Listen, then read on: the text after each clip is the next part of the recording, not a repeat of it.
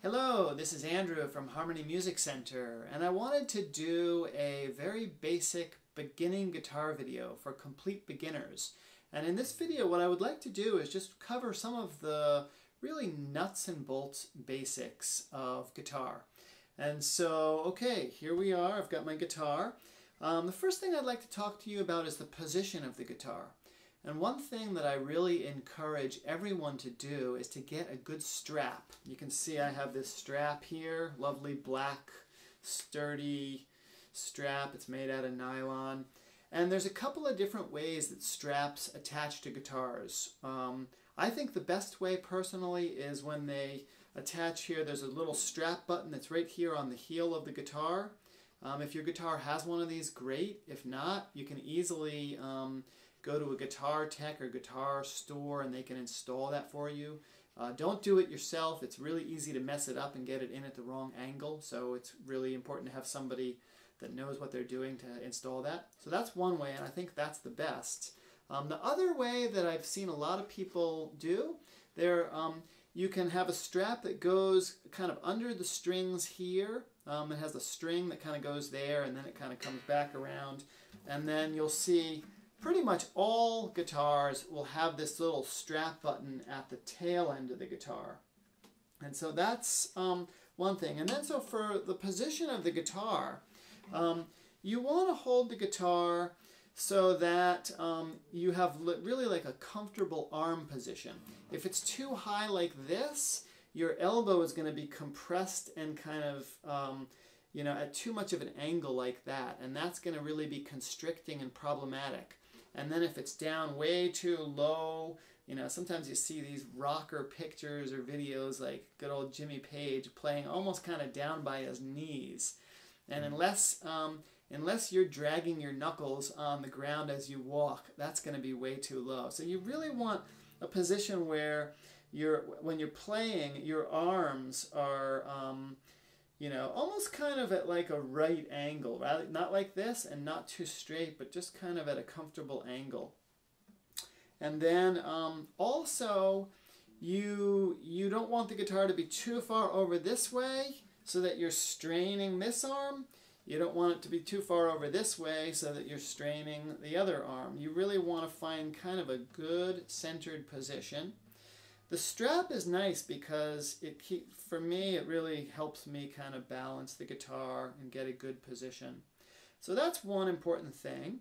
Another thing that's really important is this lovely little plastic item, the pick. And there are lots and lots of different kinds of picks. I like this kind that has this kind of grippy textured thing on it because as you're playing it's really easy to drop them or for them to shift around in your hand. And so this one is made by Dunlop, and it's got these little kind of sandpapery textured kind of things on them. The other thing about picks, they come in lots of different thicknesses. They come in really thin ones that are very flexible, and they come in thicker ones that are very stiff. People have different preferences. Personally, myself, I like the harder ones. I think they're easier to work with, and I think they have kind of a nicer tone. But you can really experiment with different ones and find what works best for you. And then the way to hold the pick, what you basically want to do is take your thumb like this, like you're hitchhiking, and then you're going to take the pick and you're basically going to put the pick on kind of the fleshy part of your thumb with it sticking out kind of the side. And then you're going to take your first finger, you're going to curve your first finger around and put it there. So it's kind of like you're making a fist like that, and then you're inserting the pick in there. Between the thumb and your index finger, and then you can kind of release these fingers so that they are held kind of loosely. That's really the best way to start. And then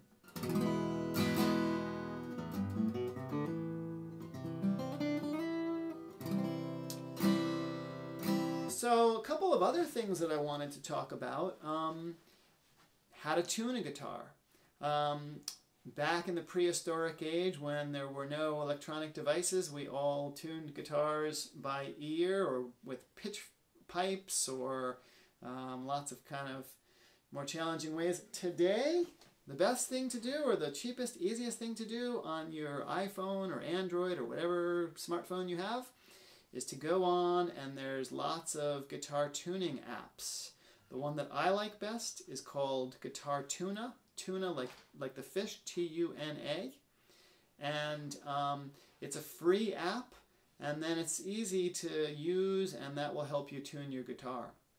So that's a really good thing. The other thing that I wanted to talk about in this short video is capos. And here is a capo. And the reason that we use capos is because there's a lot of music that's either has a higher pitch, and it's kind of nice to use a capo to alter the pitch of the guitar.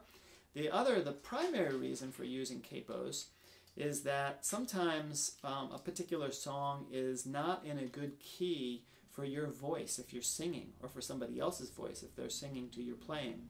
And so we use a capo. This one is kind of a common type of capo. It's got a big spring in here and then this arm here, and it kind of is like a lever. And so you basically open that up, and then you're going to put it on the neck of the guitar. And a couple of important things about this. This part here, you want to really center the neck of the guitar where the strings are, kind of centered on the rubber part of this, so that all the strings are being pressed down pretty evenly.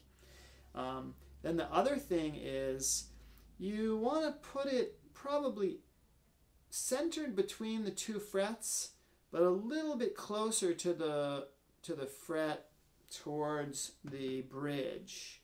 So just here, for example, here's what my guitar sounds like: a basic E chord open. And if I was doing a song that it was too low for me to sing that way, I might capo up, let's say, at the 3rd fret. So I'll put the capo on here.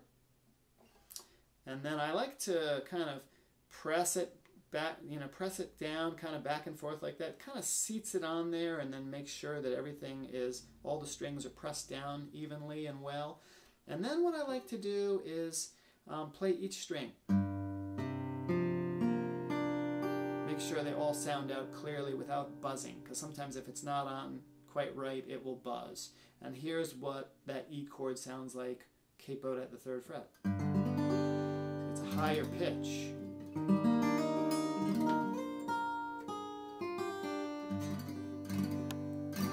So those are some of the basics that are important to get together as you're starting out with guitar.